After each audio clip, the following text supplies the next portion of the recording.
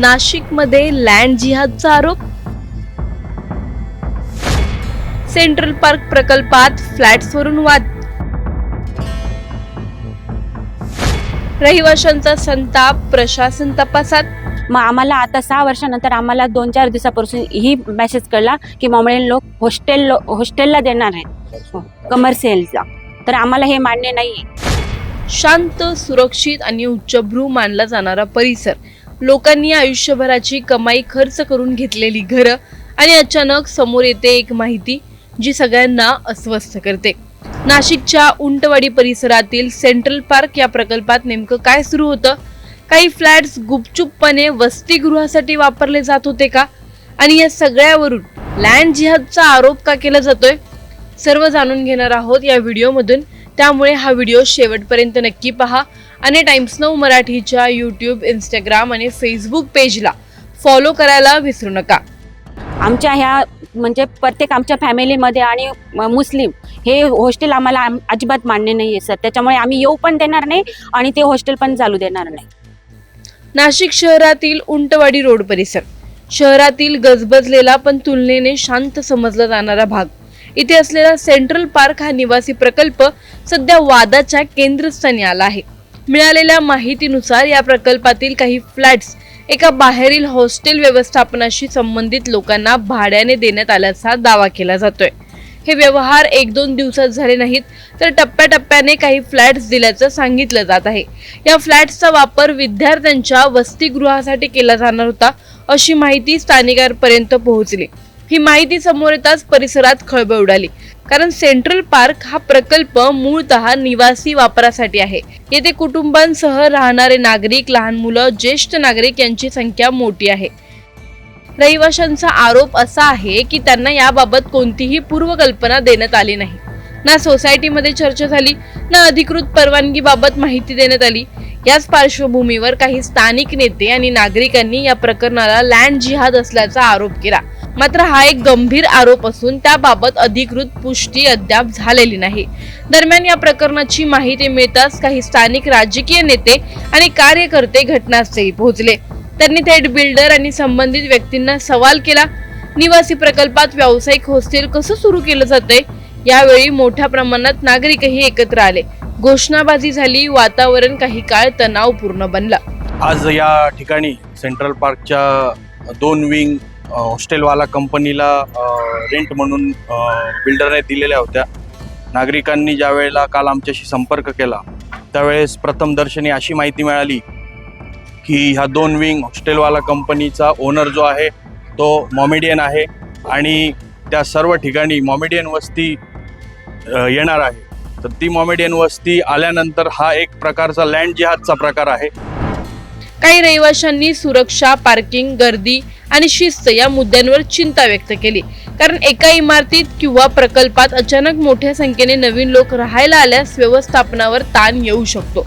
दरम्यान या व्यवहारासाठी आवश्यक असलेल्या महानगरपालिका परवानग्या, अग्निशमन विभागाची परवानगी आणि सोसायटीची मंजुरी घेतली होती का, यावरही आता प्रश्न उपस्थित केले जात आहेत.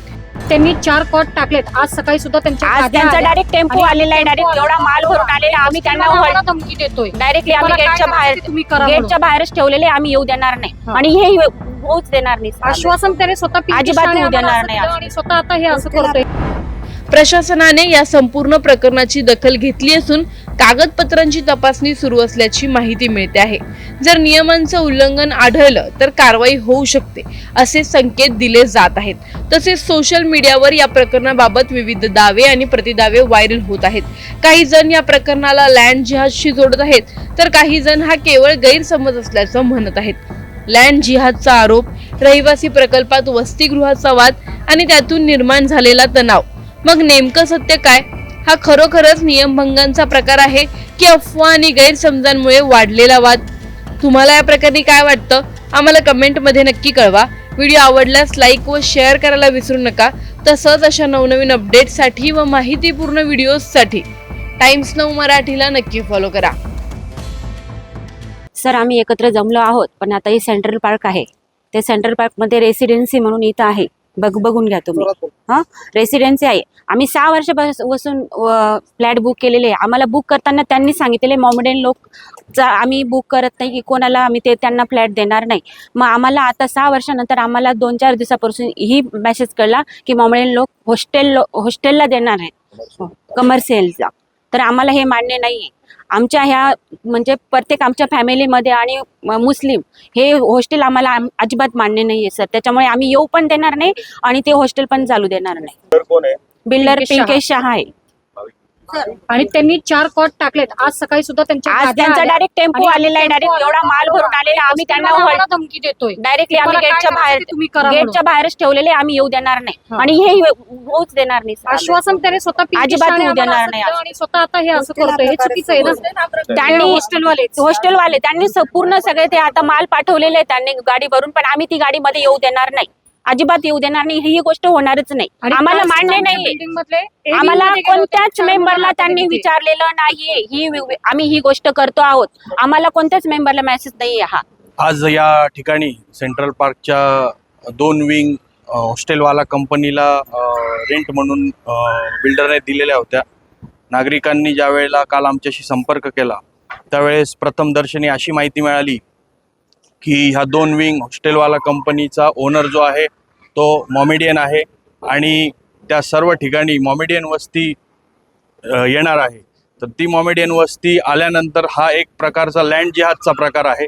आणि मागील काळामध्ये आपण TCS कंपनी बघितली असेल किंवा नाशकात इतर घटना बघितल्या असतील तर लव जिहादच्या घटना खूप मोठ्या प्रमाणात घडत आहे. तर ह्या नागरिकांच्या भावना अत्यंत तीव्र होत्या. त्यामुळे आम्ही सर्वांनी या ठिकाणी येऊन बिल्डरशी आदरणीय आमचे नेते सुधाकर भाऊ बडगुजर यांच्या मार्गदर्शनाखाली बोलून त्यांचा प्रश्न सोडवलेला आहे. हितवानी लॉन्स हा जुना या भूमीचा जुना परिचय आहे. या ठिकाणी तो लॉन्सचा वापर बंद करून त्यांनी या ठिकाणी रेसिडेन्शियल प्रोजेक्ट या ठिकाणी केला. त्यामध्ये 672 फ्लॅट त्यांनी निर्माण केले आहे. त्यामध्ये EWS साठी 20% फ्लॅट सोडणं हे आवश्यक आहे. परंतु ते म्हटले की 2003चा पूर्वीचा लेआउट आहे असं काहीतरी त्यांनी या ठिकाणी उत्तर दिलं आहे. बघूया आता त्याच्या खोलात मी अजून गेलो नाही, पण जाईल मी या खोलामध्ये की ज्या पद्धतीने त्यांनी स्टेटमेंट केलं या ठिकाणी ते मला योग्य वाटलं नाही. कारण कुठलेही कमर्शियल प्रोजेक्ट किंवा रेसिडेन्स प्रोजेक्ट करताना 20% EWS आर्थिक दुर्बल घटकांसाठी सोडावं लागतात आणि त्या दृष्टीने त्यांनी बांधकाम केलं आहे 1 BHK. परंतु ते हॉस्टेल तयार करून एका मॉमेडियन संस्थेला देणं ही कृती जी आहे त्यांची निषेधार्थ आहे. कारण हा रेसिडेन्स प्रोजेक्ट आहे आणि त्यांना ते कमर्शियल यूज करायचं आहे, हॉस्टेल म्हणून वापरायचं आहे. यामध्ये नागपूरची जी कंपनी हॉस्टेलवाला म्हणून कंपनी आहे त्याच्याशी त्यांनी ॲग्रीमेंट केलं असं मला प्राथमिक अंदाज या ठिकाणी दिला. पण प्रत्यक्ष मालकाशी बोलल्यानंतर ते म्हटले की आम्ही ॲग्रीमेंट केलेलं नाही. परंतु वस्तुस्थिती समोर येईलच. पण ह्या भूमीमध्ये स्वतः खुद आडवाणी साहेब, स्वतः वाजपेयी साहेब या भूमीमध्ये त्यांचे पवित्र पदस्पर्शाने पावन झालेली भूमी आहे. त्यांचं वास्तव्य इथं होतं आहे, एक दिवसासाठी का होईना. पण अशा भूमीमध्ये अशी कृती करणं बिल्डरनं हे अशोभनीय आहे आणि निश्चितपणाने याचा निषेध हा आम्ही तीव्र शब्दामध्ये इथं निश्चितपणाने करतो. पण ह्या सर्व ओनर्सच्या पाठीशी सुधाकर बडगुजर म्हणून आजही आहे, उद्या राहील आणि कायम राहील.